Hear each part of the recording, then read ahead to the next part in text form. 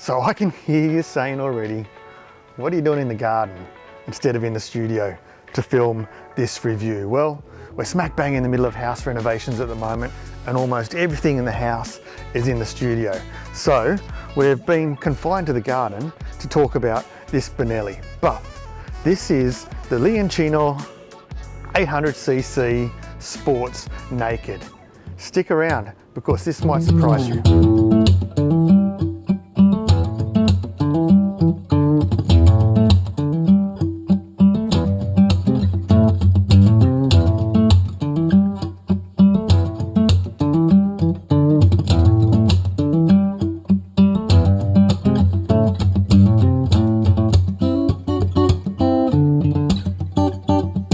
So I definitely don't speak Italian. However, with my extensive research, Google, Leoncino means lion cub. And what a great little description of this bike. It has so much get up and go. It does have to be prompted a little bit, but this 800cc motor is an absolute peach. But stick around because I'm going to tell you more.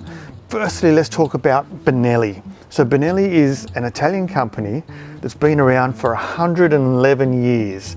Now, not in the current format, it hasn't, but 111 years of history is certainly nothing to be sneezed at. So from what I understand, these are assembled in Italy now, but the engines come from China. Now, that's not a bad thing because the Chinese engines, although they've had a bad reputation in the past, are certainly coming of age. And with KTM, CF Moto, and these Mutt, they're really creating an engine that is super durable and does stand the test of time. Let's get the housework out of the way to start with. These are 13,990 drive away, right away, straight out of the showrooms here in Australia, and they have a 2-year unlimited kilometre warranty. This liquid-cooled twin-cylinder engine is Euro 5 compliant and has 56 kilowatts at 8,500 revs and 67 newton meters of torque at 6,500 RPM. So this is a bike that loves to rev. It doesn't have as much low-down torque as some twin cylinders do.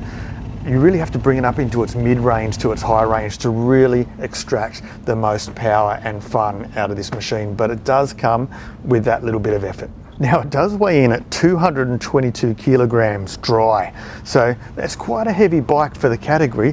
However, it holds its weight very well and balanced, and you don't really notice it at all.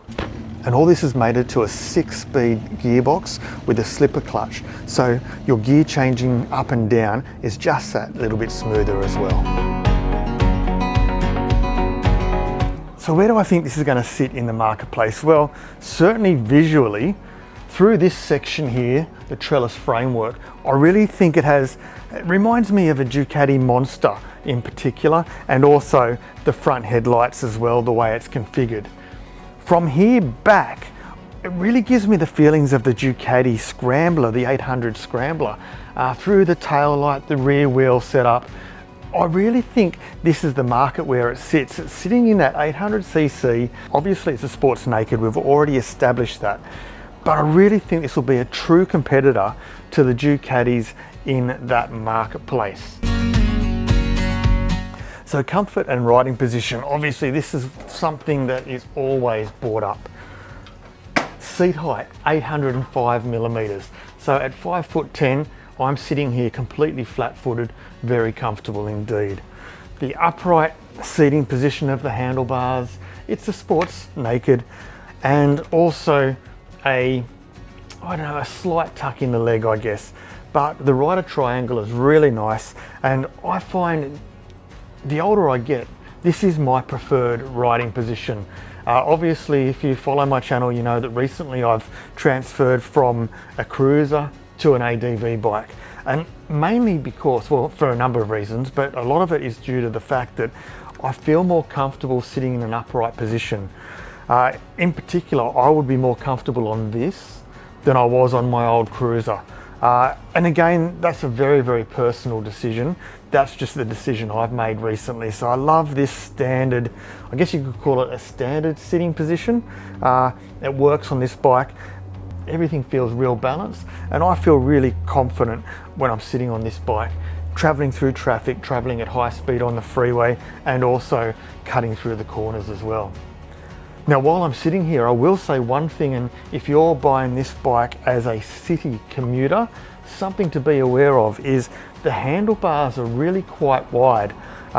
They look good and they feel good when you're riding, but they're wide enough with the mirrors slightly above to be a little bit of an inconvenience if you're lane splitting.